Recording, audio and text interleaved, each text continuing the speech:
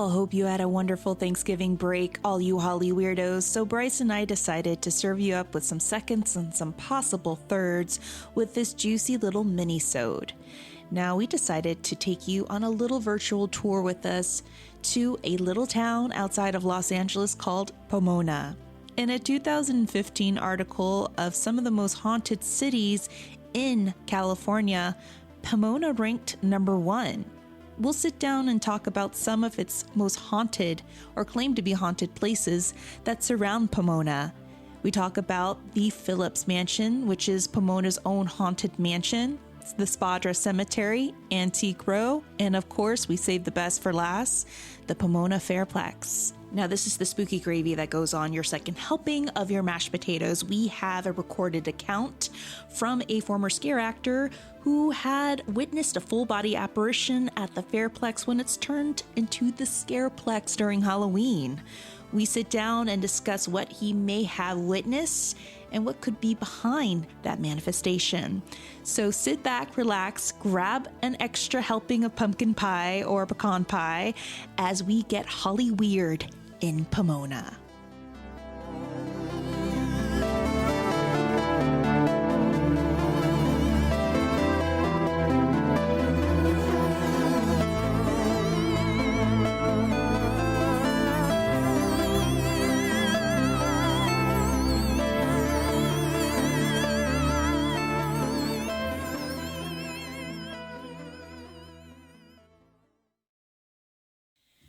Hey guys, welcome to another fun-filled episode of Hollyweird Paranormal Podcast. Yes. We are your host, Tammy Merhab Chavez. Hello, I'm Bryce Mitchell-Williams. And you're probably already getting over your Thanksgiving hangover, right? Yeah, all that tryptophan. I know.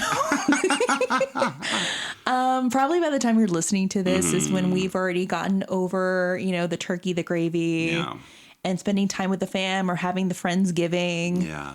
But we wanted you guys to have seconds with this episode. Yeah, what goes better with leftovers than some ghosts, right? They are the gravy of the soul. They are. Quote me. Quote me on that. I really like that. Everyone desubscribes. Like, this idiot. They desubscribe or they actually quote it on Twitter. Yeah, look, ghosts are the gravy of the soul. I stand by it. You heard it here first. Breaking news.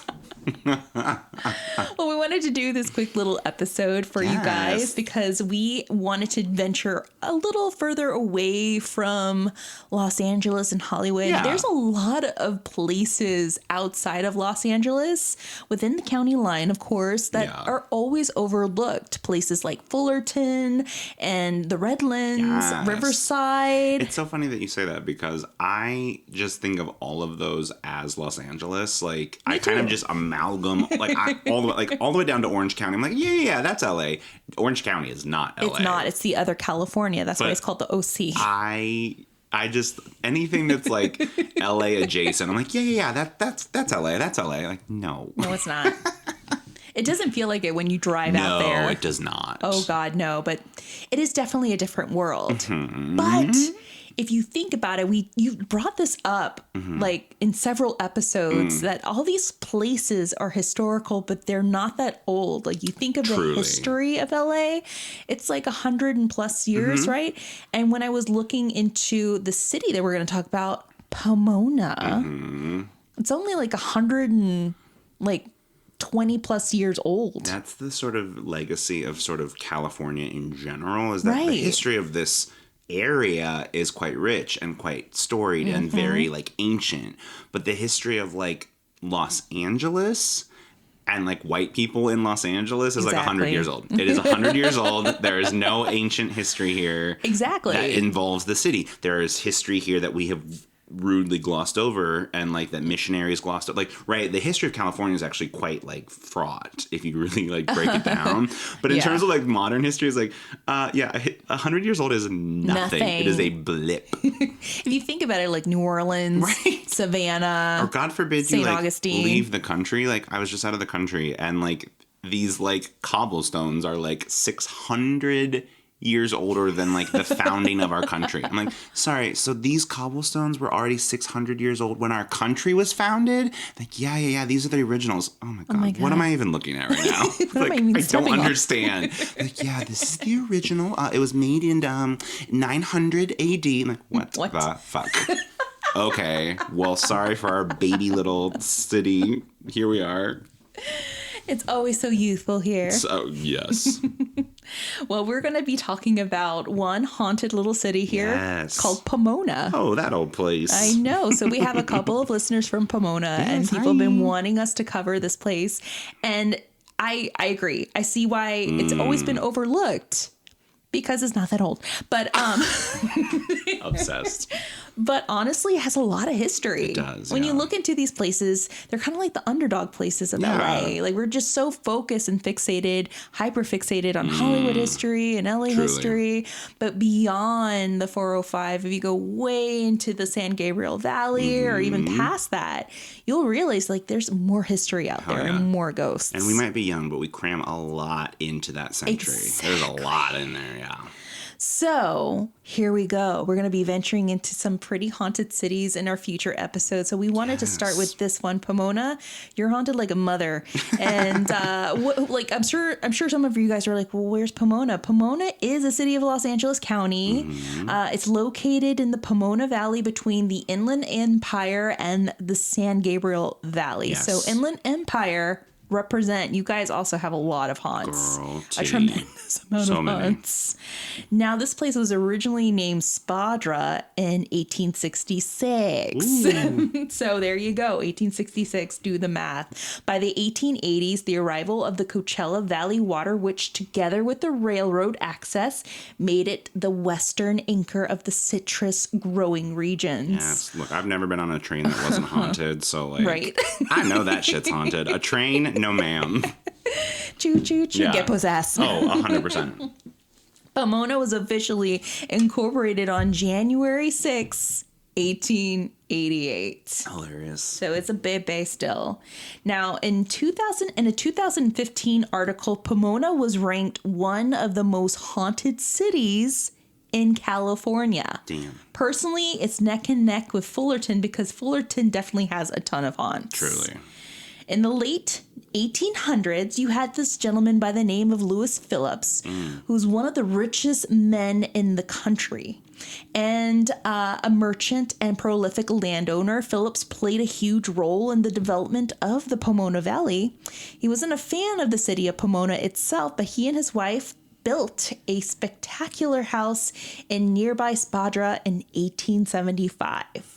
Now, according to a story that ran on LA Curved, the Phillipses built a grand mansion for $20,000 near the site of the old Toby. Look, I know how inflation works. I know that that's $20,000 in 1800s dollars, but could you imagine? I know. I would punch anyone listening to this podcast in the face for a house that sold for $20,000. Like, I love all y'all. You know I do. But, like, $20,000? $20,000. Could you imagine? What is that in today's money? I'm going to look it up because I guarantee you it's at least $3,000. So the bricks used to build this house was made on site by Joseph Mullally of Los Angeles, more befitting a French home in New Orleans than the Wild West. The 12-room home featured cherry and maple interiors, and it was lighted throughout with gas manufactured on the premises. The rooms were bright and cheerful with a fireplace in almost every space. Damn. So, what did you find on your... It's actually not as high as I was thinking. I just assume the market is so bad that it's still... I stand by it. It still would go for $3 million. I guarantee it. But it's actually only $693,000. Wow. You know, really affordable. Super within our price range. Yeah. Yeah. But I guarantee it's going to go for higher than that. Yeah. But just give it a year or two, maybe. Bless.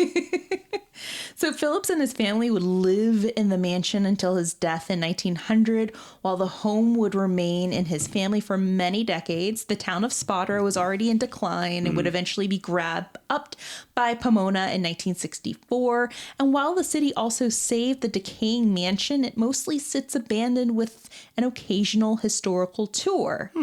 So the Phillip Mansion, I'm going to show you a picture of it. Have you seen it? No. Okay, so it does look like your typical haunted mansion. So a lot of folks in Pomona really believe that this mansion is haunted. Oh, yeah. I mean, this is textbook. Yes. It fits it. It fits the billing, right?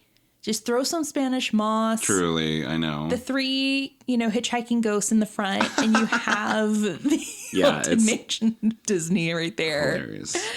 So I've tried to find ghost stories, full body apparition accounts of this mansion, and I can't find anything. People really do claim that the Phillipses still reside in this house in spirit. But here we are. I couldn't find any sort of legend attached to it. But what I did end up finding on video on TikTok through a user who claimed that they captured a so-called apparition of an old man or woman in one of the windows. Damn. So they believe that it's possibly the spirit of either his wife Esther or it could be Phillips himself. But how many times have we talked about places where it's like the lore of the place, like the town believing that it's haunted makes the place haunted. Exactly. Like the lore becomes bigger than the actual location. Do they create its own egregore? Right, totally. It's like this thought form all of a sudden. And it's like, okay, well, the town believes it, so then it becomes real. Mm-hmm. Crazy. So I'm going to show you this picture. I'm going to be really brave. Be very brave, but it's going to be one of those things that you have to squint. So this is what this creator captured while venturing outside of the mansion. Yeah, you do have to squint a little bit. That's very interesting. Yeah, so it does look like a face. It does. I don't know if it's like one of those things of like, what is it called? Pareidolia, where we want it to be something. Yeah. I wondered too if it's like...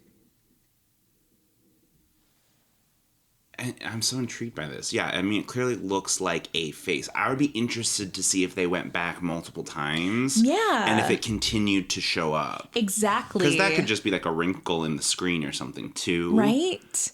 But it does look, that looks like a face. It does. We'll post it on our Instagram. We, honestly, just like offer up your own opinions on it. But honestly, it's to me, it's inconclusive. Yeah. And it kind of does look like a face, but if she had taken multiple pictures, we could have differentiated from those other pictures. And we always talk about this. Like it's like if you go in wanting to see something, absolutely, that's great. I love, me, I'm a bit of a skeptic, but I love optimism. You skeptic ass. I know, but like optimistically. Yes. So I get it, but you definitely do taint your experience by bringing that in. So it's just important to remember, like, wanting to see something is also a variable. Exactly. It's a science. Yes, and we've seen this and heard about this many times, aka the Omen House. People really are going to think they're going to see the ghosts of the victims of the Sharon Tate Manson murders. They do. It's a sort of, self-fulfilling experience, which is great, but... Yeah, that's very interesting. I would be interested, like, if she went again or took multiple photos, I would be interested to see what that experience would be like. Would you be interested in walking inside? Maybe during the day. With the doors open, the windows open, so you can fly. Just jump out of it. During the day with like a trail of snacks to lead me through the house. Like, ooh, like another Reese's Pieces. Yum. Cheese tray. It's for him. It's for him. Truly, we have to put it make a trail of cheese up the stairs into certain secret passageways. I'm a grown man. I know what I need. Cheese cube. All right, so not too far from the Haunted Mansion is a cemetery. So this is called the Spadra Cemetery, and this actually is the epicenter of all legends in Pomona. So this graveyard is the eternal home of the residents of the vanished California town of Spadra. Wow. And of course, it is the resting place of Louis and his wife Esther. Interesting. Now, there's a lot of gravestones that date back in the cemetery as early as the 1800s. This grave was built in 1867 on land that was donated by Louis Phillips. It carries close to 212 graves with a lot of the original Spadra townfolk. Now, this old Western cemetery is believed to be haunted by those buried here, and people in Pomona have claimed to have seen some very weird lights and apparitions during odd hours, shadow figures, and people that do not look like they're a part of this time period. However, the cemetery has seen its share of vandals for quite some time, so I'm wondering if people have probably mistaken grave robbers and their flashlights for apparitions, which is a possibility because there has been a lot of vandalism within the cemetery. Oh, God. Like, I hate that. I don't know why, but look, I've done and seen a lot of things. I would consider myself not fully jaded, but nothing really like shocks me anymore. Grave robbing is something that I still find really repulsive. Like, really. Seriously. It is like the lowest of the low crime in my mind. Like, oh, what do you have to do to like grave rob? No wonder this place is haunted because it's been vandalized. And I would be pissed. The churning of that energy. Exactly. And look, if anyone's a grave robber that's listening to this, like, live your life. No judgment. But for me, no, it's you're like, being judged by me, honestly. It just feels like one of those things that you read in like a Dickensian novel. Right. And you're just like, oh, Mary Shelley, like, grave robbing. Like, oh, clutch my pearls. Like, it just is so abhorrent to me. But, you know, live your life, I guess. Ooh. You mean these that I dug up from a corpse? I know. Yes, these pearls? Oh, God. Ooh, exactly. Well, the most popular ghost here is that of James Fryer. So according to legend and according to many accounts, people have claimed to see an apparition of a young man in his middle ages roaming around the cemetery whom they believe is Fryer himself, because it is said that his apparition ends up stopping at his grave and he disappears into his grave. Ew. Yeah, so that is one of the biggest legends of Spadra Cemetery. I know it's a bit of a sequestered area in Pomona to go venture to. Like, you have to go, I don't know, between a street and I think a freeway. It's down a dirt road to visit the cemetery. It's a little difficult to find. Yeah. But it's really interesting to kind of venture through if you can kind of sneak in. Yeah, but like, talk about the weird energy of like this place that's like a resting place near a freeway, and the town itself doesn't exist. Like the displacement alone is so crazy. Nothing ever lasts. Truly, even it doesn't have to be specifically in LA. Even outside of LA, not a lot of things last. Truly not. Now there's another area in Pomona that is called Antique Row. This is such a cool place if you want to go antiquing. If you're in your Senora days, if you just want to grab a coffee, wear your chanclas, your, Birkenstocks with your socks, and carry a little iced tea and iced coffee down this road, this is the place to go. I do want all of those things. Yes. Living that life. So Antique Row is filled with old antique shops, and many of the locals believe that these shops are haunted. So there are people who've gone on certain blogs and talked about Antique Row, and there's a couple of people who've claimed like they'll go into these shops and feel a weird energy or see shadow figures in some of these shops. Interesting. So it's one of those things where, is it the land? Is it the businesses? Right. Or is it the items? The items that hold a lot of energy. So, yeah. But it does have a lot of ghosts of the Cat and Hat past. So if you guys remember the movie Cat in the Hat, this was a big exterior shot that was shot off of Antique Row. So you can see remnants of it. I'm going to show you a picture, but they have left like the scenery design on certain parts of Antique Row from that film. That is so Lawrence of Arabia. Like, oh no, just leave it in the desert. Like, did you say Lawrence of Arabia? Yeah, like, we're just not gonna. So look, they left it. Oh my God. That is a big ice cream above that shop. Like, no, we'll just leave it here. They'll be fine. What the hell? That's so funny to me. So they just like left it there. They were like, no, leave it there. And it's so cute and so cool. So yeah, there's some parts of, that film that still haunt Antique Row. And you can see it. That is the most LA response. Like, no, just leave it there. This small town will deal with it. Like, oh my God. Hey guys, we wanted to introduce you to a new podcast from Travel Channel called Pop Paranormal. If you're a fan of cult horror classics and the paranormal, then this is your podcast. We are fans of pop horror classics. It does look good on us. It does look good on us. We know our brand. Pop Paranormal is a horror movie podcast hosted by Kara Mahorn and Chuck Collins. They're married and are the geekiest couple you know. And each episode they talk about their favorite horror and paranormal movies. They also include recommendations on cult horror classics, how some of these movies have changed the TV and film landscape, and they include some behind-the-scenes tidbits like how bees have been used in some scenes where you may have thought they were fake. Candyman? Cough.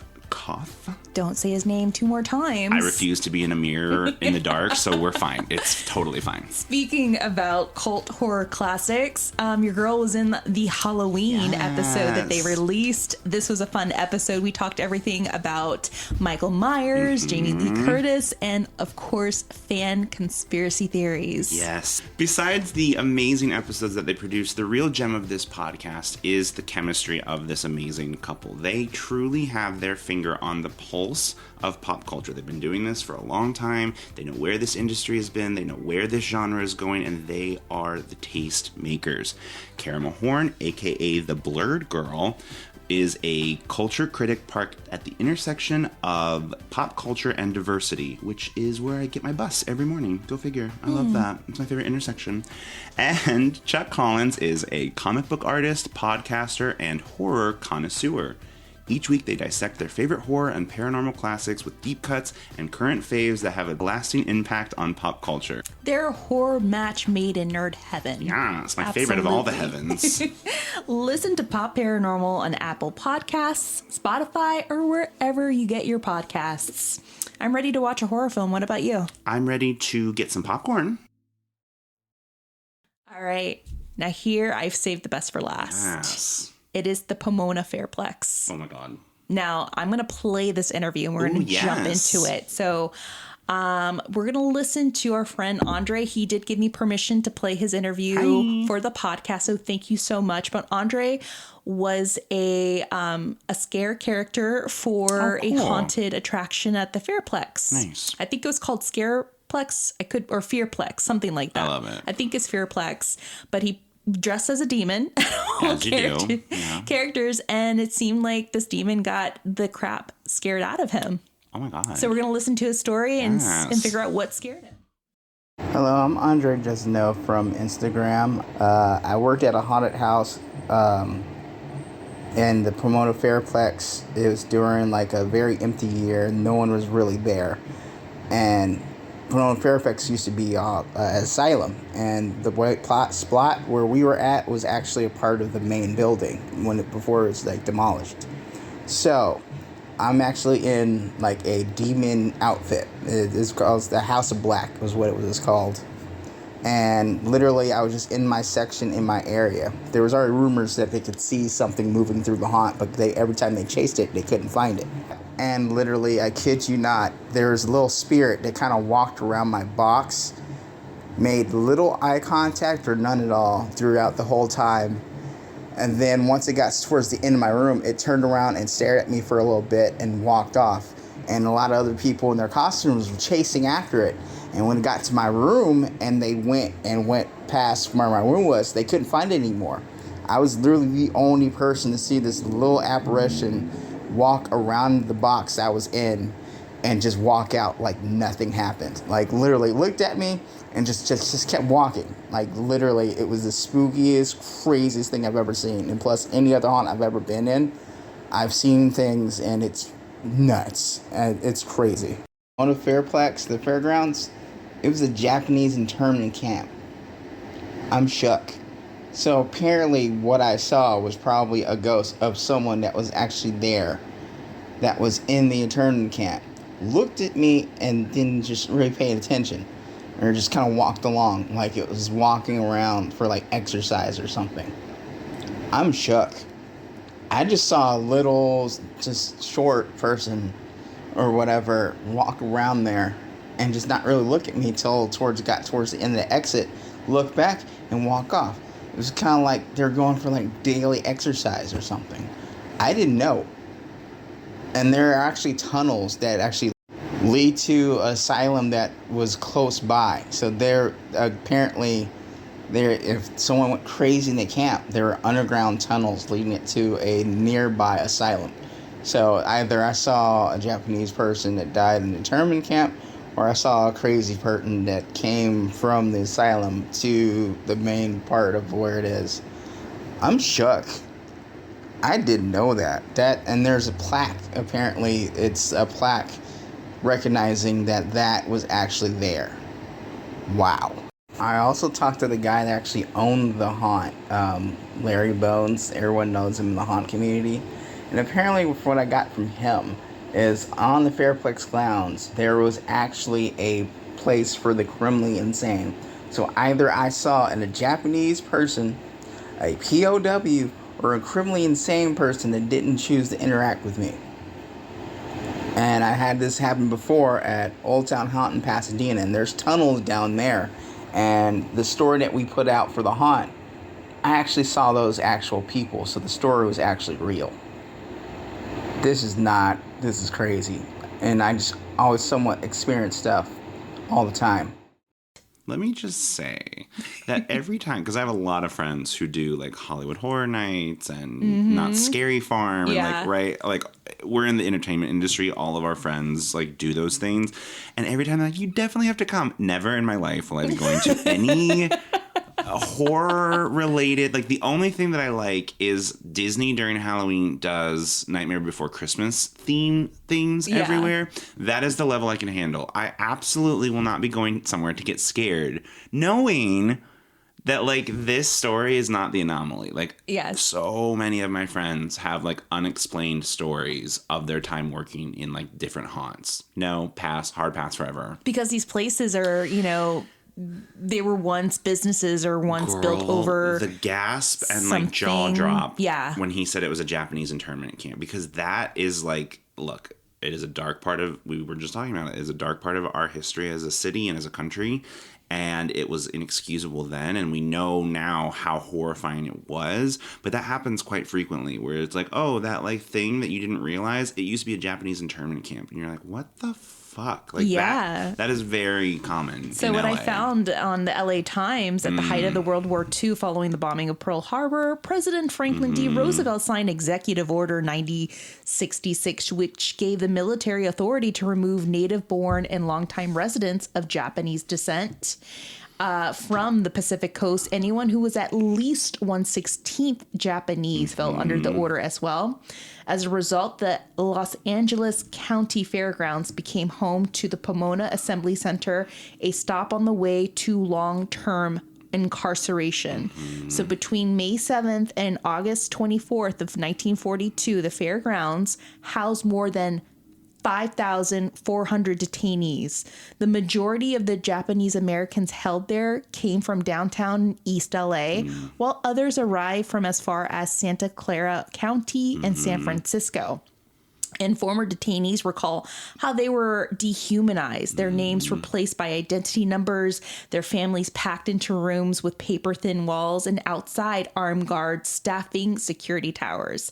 And here's another tidbit too. As of May 1st, I think a couple years back, the Fairplex was also used as a temporary shelter for more than 500 migrant children who have arrived unaccompanied at the U.S.-Mexico border since March. Well, then that's what I was going to say is like that is our history, but we also have not learned that lesson. History repeats itself. Constantly. And here we are in 2022, and we're still dealing with this problem of like the way that we treat migrant peoples in general in this country, and especially children. I mean, it's horrible for everyone, but like these are children that we are watching on our watch in cages. Whatever you feel politically. Look, I swear to God, I'm not trying to make this like a political commentary, but regardless of, but here we are. You've been on this train before. And I will be so again, because I feel very strongly about this, that like children in cages is not a political talking point. It is a human rights violation that is happening on our watch, and I feel very strongly about that. And again, it's like this very weird thing where we talk about it, and the history feels like, oh, well, that would never happen here. That would never happen to us. I would never, like, be silent when that happens. And yet here we are. And, yeah, they come from a different place, you know. Obviously, that was a very specific kind of racism towards Japanese Americans. Of course. But now we're looking at, you know, immigrants from all over the world who are seeking asylum here. And we are treating them with the same kind of racism that has plagued this country from the beginning. So it's very jarring to hear those things. All of that to say, I swear I'm not trying to make it political. That's energy at its core. Racism is energy. It is a seed of evil in this country that stirs up. So yeah, you know, if you want to bring it back to the paranormal, of course these places are haunted because of these atrocities that have been occurring there. Like, at the very least, whatever you may or may not feel about it, I'm not trying to ostracize anybody. I'm not trying to politicize this. But at the very least, you have to understand that that is an energy that is echoing through the modern day. Like, it's still happening today. Like, it is, yeah. It's not going anywhere because it continues to happen. Well, I said it before from our favorite historian, Jeff Verlander. Yes. History is like ghosts, and they demand to be remembered. Yes. They can never be forgotten. And, I mean, like I said, it's like we can never learn from history. It's like it keeps on repeating itself for a reason. Yeah. It's one of my least favorite things about humanity in general. And I think our generation especially, and younger, but it's this idea of, like, or maybe it's all humans, I don't know. I have to learn things the hard way. I have to learn things on my own. And it's, like, very counterintuitive. That is, we are a pack mentality species. We thrive in community. We thrive to protect the herd, and we're trying to have a society here. I would like a society that protects the weakest of us. I don't believe that the weak should be culled or that they shouldn't be allowed to be members of society. Like, that the reason we have a society is to protect the weakest among us.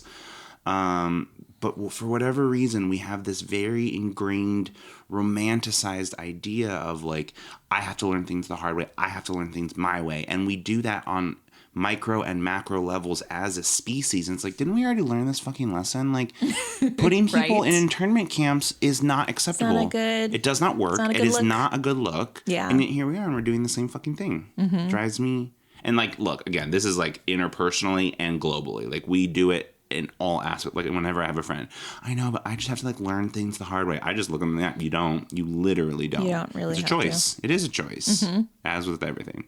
I swear to God, the rant's over. God, guys, stay on focus, please. Thank you. We choose to go down these tunnels of Pomona. Segue. I deeply do choose. I say that I don't mean to, but you know.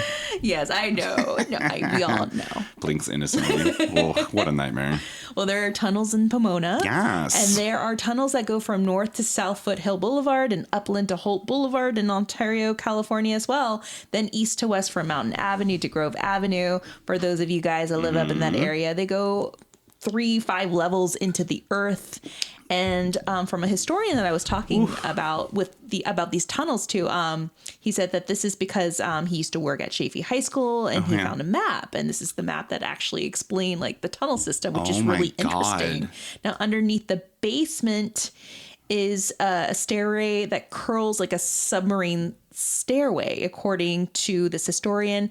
I guess in regards to Chaffey High School, each entrance has nuclear fallout shelter signs, and these signs can be seen around most buildings at Chaffey. Sure. Also, his friends used to go to these tunnels underneath the gym at Chaffey High School, and they were able to go down 3 levels below, and apparently they saw some sort of a creature there. So, yes, there are some weird things besides ghosts in these tunnels. Holy shit, yeah, I can imagine.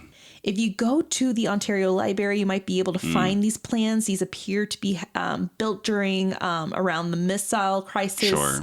However, he thinks that they're older, probably started back in the 1920s when the school, Chaffey High School, was being finished as construction started. As early as 1895. If you grew up in that area, especially by Ontario, Pomona, Upland, then you knew about these tunnels and you would always venture into these tunnels. No, not me. No, I just watched, did you watch Barbarian? It's on Netflix. Oh my gosh. Let me just say, there is an amount of money that you could pay me to go into a dark tunnel under a home. Under an Airbnb. Girl, it's a big amount of money. It's a lot of money. I'm surprised you watched that. I know. I've been so brave recently. I'm very proud of you. I did. There were several parts where my fingers were over my eyes. And I was like looking through the cracks of my fingers because I am a chicken. Like, it's fine. Know your brand. But yeah, it's a really good movie for anyone who hasn't seen it. It's so well done. Adam Brody's character. Sorry, I said the wrong name. Justin Long's character. Yeah. All those white, brown-haired boys. They're all the same. He's so good. He did such a good job. Like, you just want to punch him, but he's like he's every man. He's so good in this movie. Yes. And the woman, all of them, they're all just so good. Yeah. Iconic. You know what was so good about that movie? Like, every other amazing horror film, like Halloween, for example. Hello. It's so simple. Yes. You don't need a lot. It's so simple. Yeah. It goes straight to the jugular in every sense of the word. Like, there's no like fillers. It just goes straight into the plot, and it just leads you down a deeper, darker tunnel. And it's that thing of like, a horror movie is a reflection of our fear. Exactly. The great ones are, right? Yeah. And so they show you a very heightened, simplified version of the thing that we fear. And this really is about gender relations and like the way that men and women treat each other and like what actually makes a monster. Yes. It's very simple. It's a straightforward concept. There's not a lot of like flash bells. There's some jump scares and things like that, but the story is very clean. It's very understandable. It's beautiful. It's a great movie. And I was scared the whole time. So I have a friend that worked the after party, like the wrap party, yes. and they gave away like the barbarian. They gave away bottles that said barbarian. That is so funny. Like these like water flasks, but they look like yeah. Oh my god. Spoiler alert. Like, there's. I'll never look at a baby bottle the same way. Or like a baby, like what is it? A baby raising video? Like fuck no.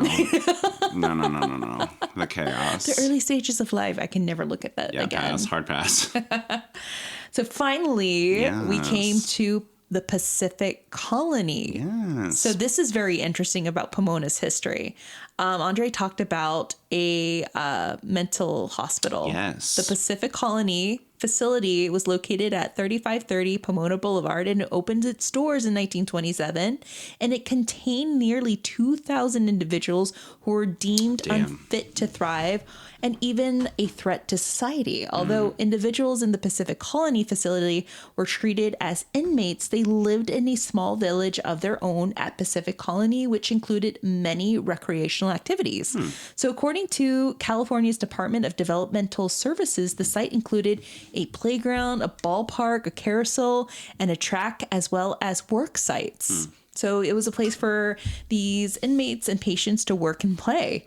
Although the site offered much for residents, it lacked space and needed improvements. Many have questioned the practices that took place at the facility. Some questions include a history of abuse, gasp, and malpractice towards patients. Of course. This could be partially due to the overcrowding of residents in the facility. Yeah. Channel Islands. Yeah, I mean, I swear I'm not trying to do it. I swear. I'm trying as hard as I can not do it. Yeah, just rip the Band-Aid. It's ripped. The history of mental health in this city in particular is really daunting. So like, it really is. Whenever people like point to like, oh, like LA is not that great. Like, look at your homeless population. I'm like, yeah, you're right. You don't get to say that because you don't live here. I don't get to say that because I've only been here for 10 years. Like, I'm not even a native. But like, the direct line from like, look, I'm really not trying to be political, I swear. A certain president who was an actor who at one time was the governor of California, I don't know, figure out who that is yourself. In the 80s, he wrote into law that like the mental health hospitals, and you know, part of it was a reaction to the abuse. So again, as with all things in government, they paint with broad sweeping strokes. There's not a lot of nuance in governmental jurisdiction, and I get that. Like, I totally get why people want a smaller government. Oh, yeah. They paint with a paint roller, and this mental health crisis needed a very fine tooth comb, and they didn't do that. No. And so essentially what happened is that this person, he signed into order that all the mental hospitals be shut down, and they basically just had to open their doors and let people out. And that directly correlated into the homelessness crisis that we have had in this city for now 50 years. Do you know what I mean? Yeah. And so it's just very interesting. Like, yeah, was there a lot of problems? Deeply. Like, yes, I am absolutely. not advocating for mental hospitals. I'm not advocating for incarceration as a solution to mental health. But it is just very interesting because, once again, we're dealing with these like echoes of history. The mayoral race between Karen Bass and Rick Caruso was literally a one-issue mayoral campaign on homelessness. Like, we are literally dealing with the ramifications of that in the modern day. And like, why is there so many people in this city who are homeless? Yes, it's expensive, it's all those things, but it is a direct correlation from the mental health mistakes that were made in this state. It's not just LA, but it really manifests here quite aggressively. So that makes a lot of sense to me. Like, yeah, of course this place, yes, it needed to be shut down. Yes, those things need to be held accountable for. But like, where do all those people go once it's shut down? Blink. Like, They right go down. a lot of them are by Skid Row. Yeah, they go right down the street. Like, there's nowhere else for them If to you go. listen to our last episode with Zachariah the Witch, what's outside of the Cecil, people are too busy looking for ghosts inside this building, but then the ghosts are actually outside the building. They're our homeless population. They're the ghosts of our past that we refuse to acknowledge. You know, hopefully I have a lot of hope. I don't believe that we don't vote for a savior. We vote for a politician, and they're flawed. They all are.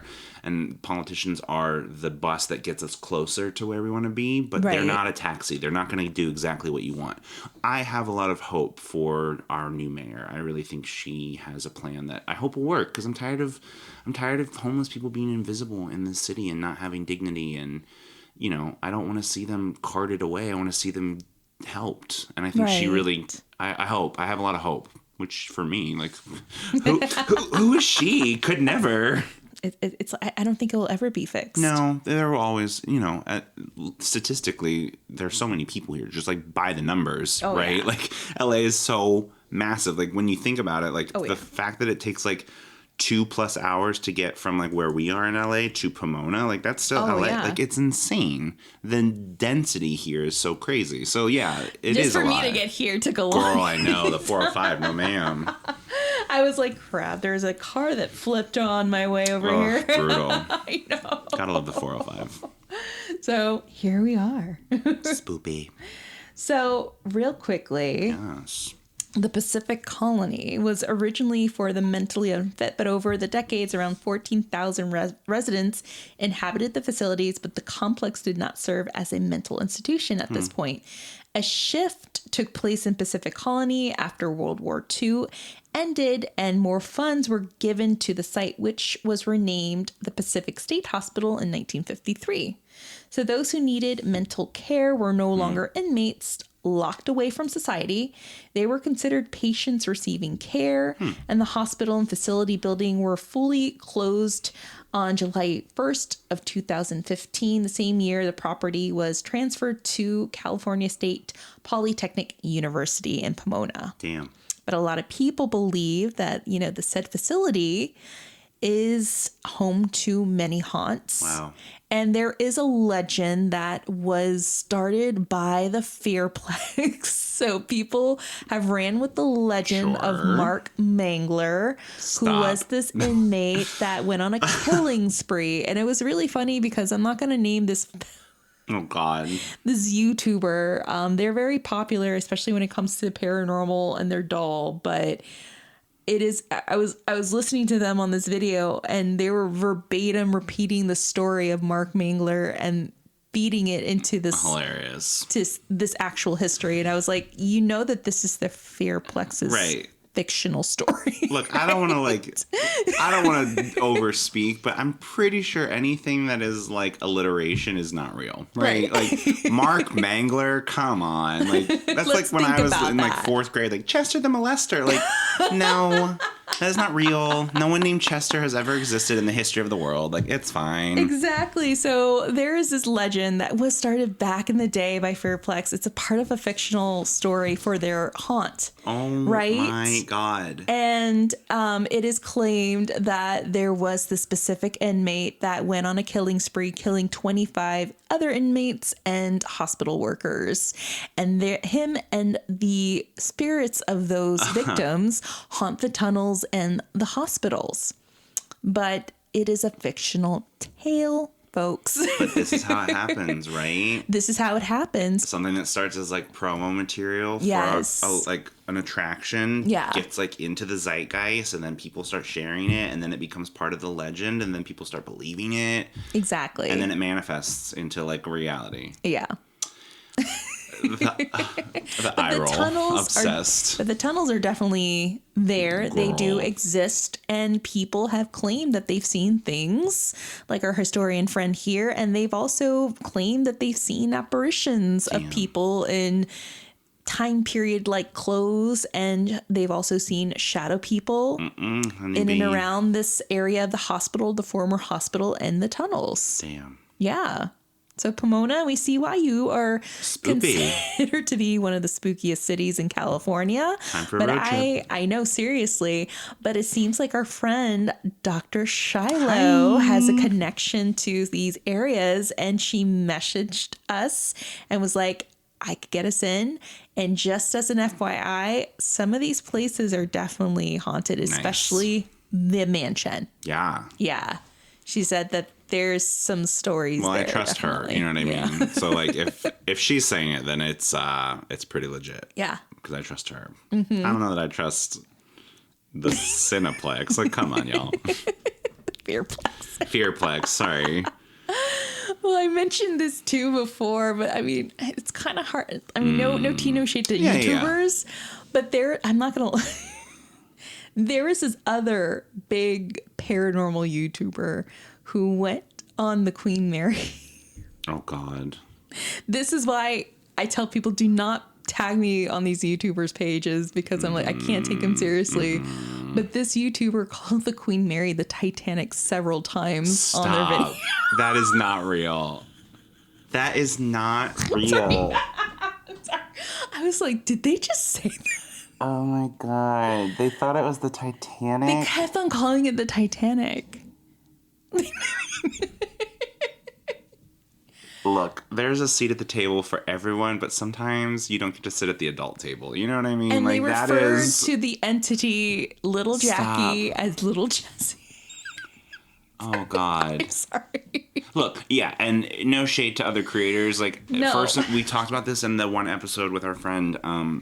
He has had experience, but, like, first and foremost, they are producing entertainment. That is always important. Like, when you're on YouTube, when you're listening to this podcast, like, first and foremost, we are providing an entertainment service.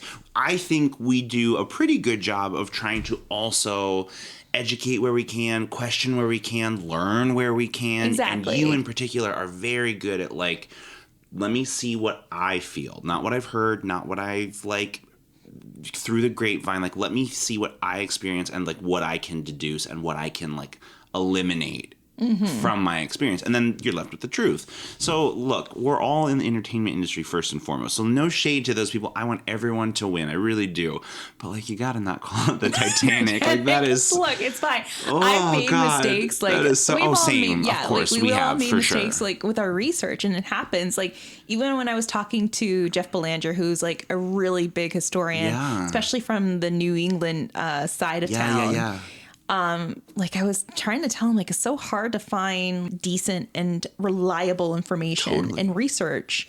And he said, yeah, it's really hard, because if you think about it, even back in the 1800s, when I'm researching articles from 1857, 1865, it's still unreliable, because media was so accelerated that they still got things wrong. I'm like, oh, true that. That's so true. So he's like, yeah, you just gotta keep on researching until you find the right piece of evidence. Ultimately, the joy of this genre, this science, is that there are parts of it that just are unknown. That's the entire point, is that we're questioning, we're seeking, and you might not get a concrete answer. Knowing that the Titanic is on the bottom of the Atlantic Ocean is like a pretty concrete answer, and I'm going to die on that sword. But there are a lot of aspects where it's just like, yeah, we don't know. We don't know. To that point, the picture that we're going to post, like, I don't know. We don't know. It could be a lot of things. Well, it does look face-like, but it could be a number of other things. So you just have to kind of look at be okay with that. Andre's story. He doesn't know what it was. He said it could be, and that's what, and that's what I loved about his stories. Like, I don't know if that was a prisoner from a Japanese internment camp. But he knows his experience. Yeah. That is the human experience. Totally. And that is something that you cannot deny, or you cannot, like, pan over to the side. That is the human experience. And that's what I mentioned so much about my paranormal journeys. Like, we really don't know what we're dealing with. And people like to water it down by, oh no, it's a poltergeist. Oh no, it's a residual. Oh no, it's a demon. And it's like, we don't know. Yeah. We really don't know. We're not great with not knowing. We really like black and white, concrete things. And I do too. I like evidence. I like numbers. I like knowing what I know. Mm-hmm. And it's just not the case all the time. And sometimes you just have to kind of sit in that discomfort. Exactly. Oh, so wise. I know.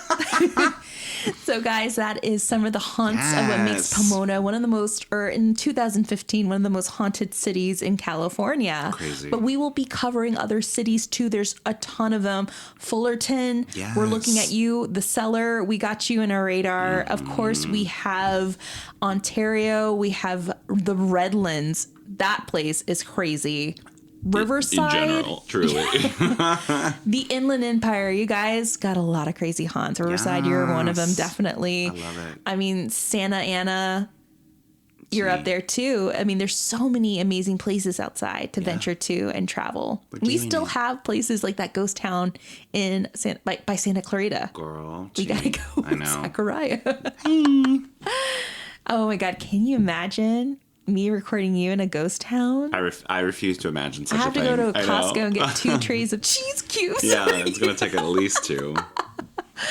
All right, guys, thank you so much for tuning in. If you love Hollyweird Paranormal Podcast, please feel free to drop us a line, write a review. Please give us a 5-star rating on Apple Podcasts. You can also listen to us on Spotify, on Deezer, on Amazon Podcasts, wherever you get your podcast fix.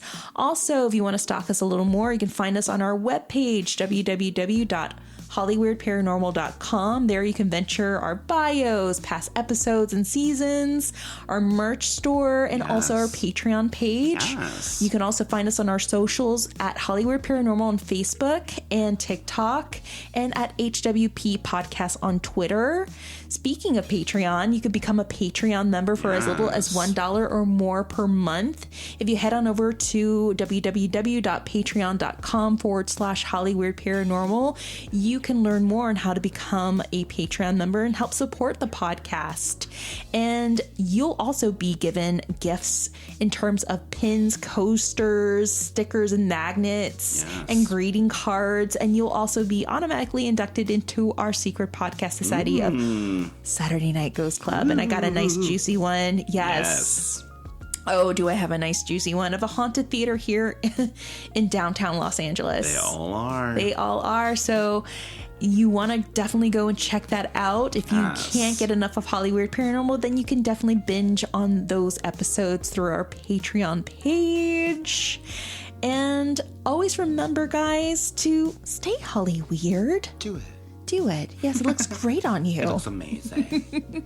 Stay weird. Bryce, do you have anything else you want to say? Bye. Bye, guys. Stay Hollyweird. Take care.